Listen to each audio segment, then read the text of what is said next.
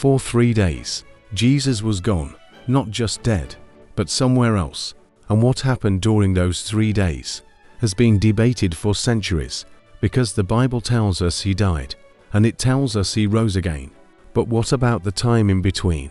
What really happened? In those 3 days, the crucifixion was brutal.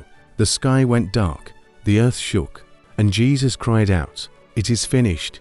His body was taken down, wrapped in linen, and placed inside a sealed tomb.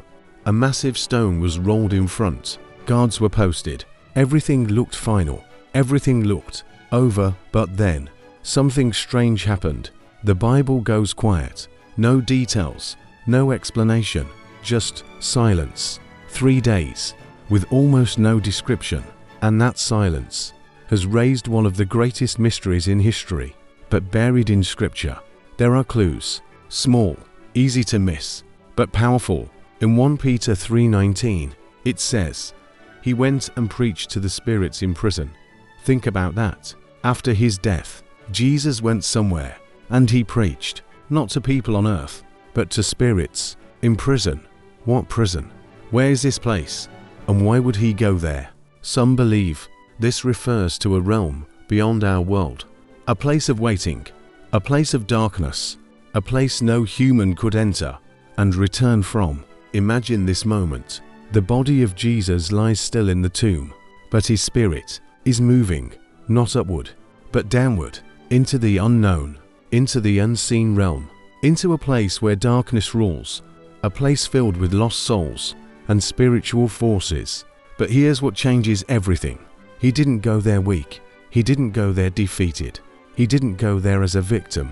He went there as a king, the same Jesus who calms storms, raised the dead, and healed the blind, was now stepping into darkness itself. What happened next is something the Bible hints at, but doesn't fully describe. In Colossians 2:15, it says, "He disarmed the powers and authorities, making a public spectacle of them."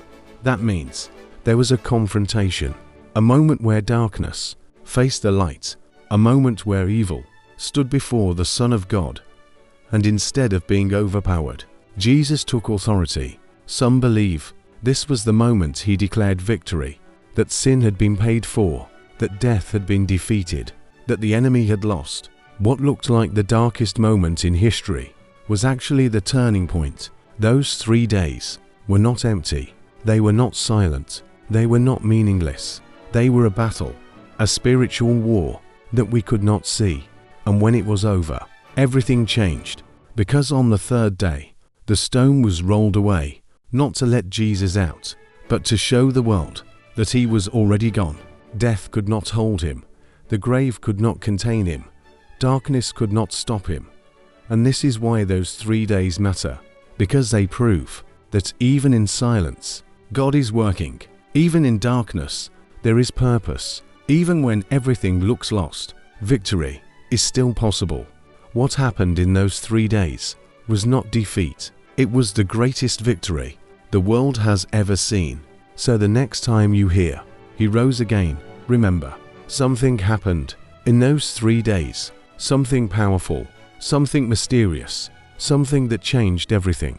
And maybe it can change your story too. Subscribe for more hidden truths.